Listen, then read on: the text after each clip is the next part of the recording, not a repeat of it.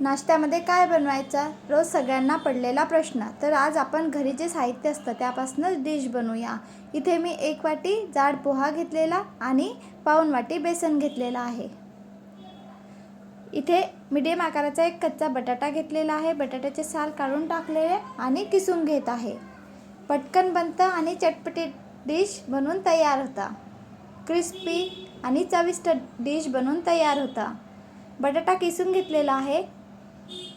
त्यामध्ये पाणी टाकून बाजूला ठेवलेले. पाऊण वाटी बेसन घेतलेले होते. थोडे थोडे पाणी टाकून बेसन आपल्याला घोळ बनवून घ्यायचा आहे. गडे नाही राहायला पाहिजे. छान असं थोडे थोडे पाणी टाकून बेसन मिक्स करून घेतलेलं पाण्यामध्ये. यामध्ये टाकलेलं आहे हळद आणि बेसन घेतलेलं आहे. तर यामध्ये 1-2 चिमट हिंग टाकलेला आणि पुन्हा मिक्स करून घेतलेलं आहे.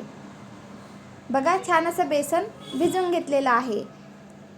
इथे आपण 1 वाटी पोहा घेतलेला आहे. तो मिक्सरच्या पॉटमध्ये घेऊया आणि मिक्सरमध्ये छान असं बारीक फिरून घेतलेला, रवाळ असं बारीक करून घेतलेला. आपण बेसन भिजवून घेतलेले होते त्यामध्ये पोहा मिक्सरमध्ये फिरून घेतलेला तो टाकलेला आहे आणि छान असं मिक्स करून घेऊया.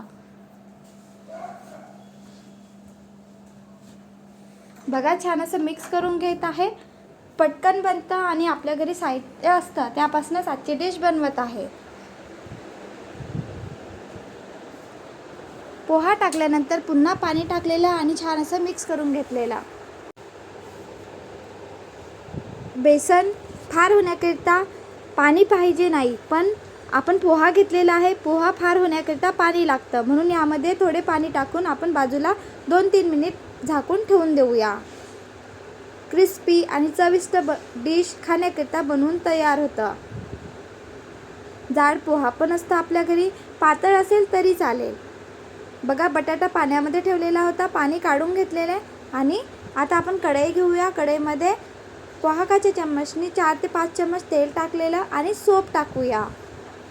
सोपनी या जी डिश बनवत आहे आपण पोहा आणि बेसनपासून, त्या डिशला छान चव येत असतं.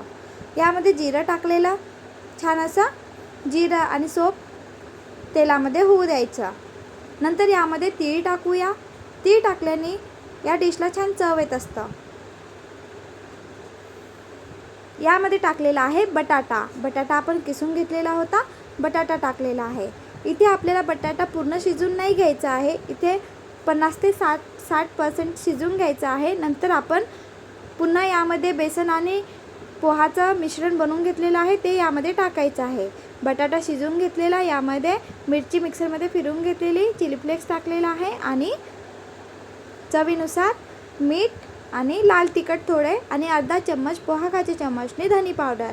छान असं मिक्स करून घेऊया.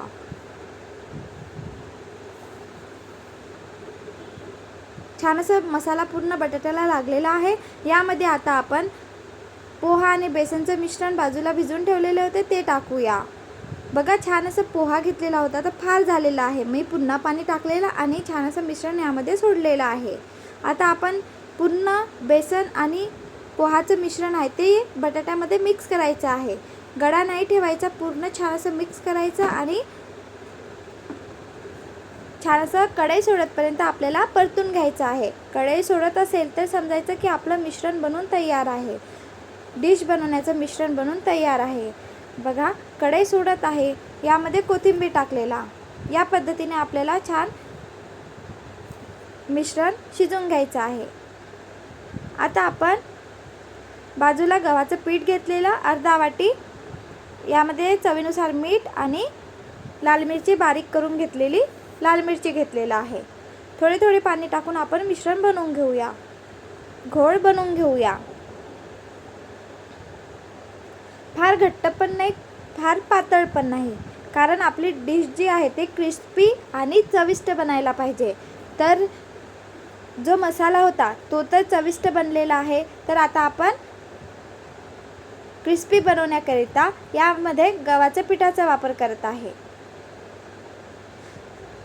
तेल लावलेला आणि नंतर यावर मसाला बनवून घेतलेला होता. मसाला टाकलेला, मसाला थंड होऊ दिलेला आणि यावर टाकलेला आहे. आता आपल्याला इथे चौकोनी आकार, स्क्वेअर, त्रिकोणी जो आकार द्यायचा असेल तो आकार आपण देऊ शकतो. मी इथे चौकोनी आकार देऊन छान अशी डिश बनवून घेत आहे.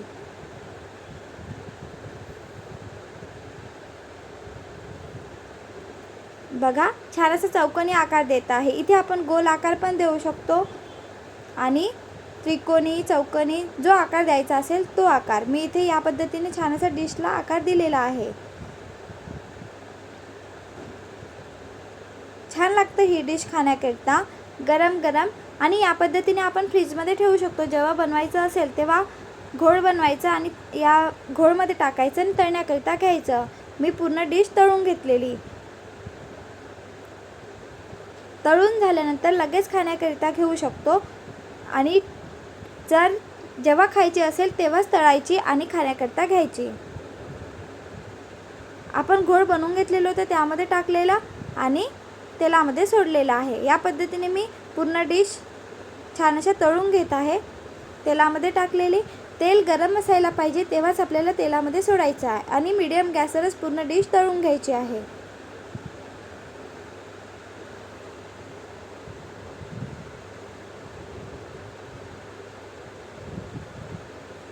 बघा, बाहेरून कुरकुरीत, क्रिस्पी आणि आतमधून चविष्ट अशी डिश बनलेली आहे.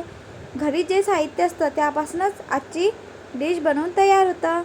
बनवून बघा आणि व्हिडिओ आवडला असेल तर please like, share and subscribe. आपण ही डिश मसाला जो आहे तो छान परतून घेतलेला होता. तो फ्रीजमध्ये ठेवू शकतो. जेव्हा बनवायचं असेल तेव्हा घोळ बनवायचा आणि तळण्याकरिता घ्यायचं. छान अशी डिश सहज आपल्या घरी जे साहित्य असतं त्यापासून बनवून तयार होतं. व्हिडिओ आवडला असेल तर please like, share and subscribe. Crispy आणि चविष्ट छान अशी डिश बनवून तयार झालेली आहे. पोहामध्ये बेसन टाकून छान अशी डिश तयार होतं. व्हिडिओ आवडला असेल तर लाईक करा. Bye bye.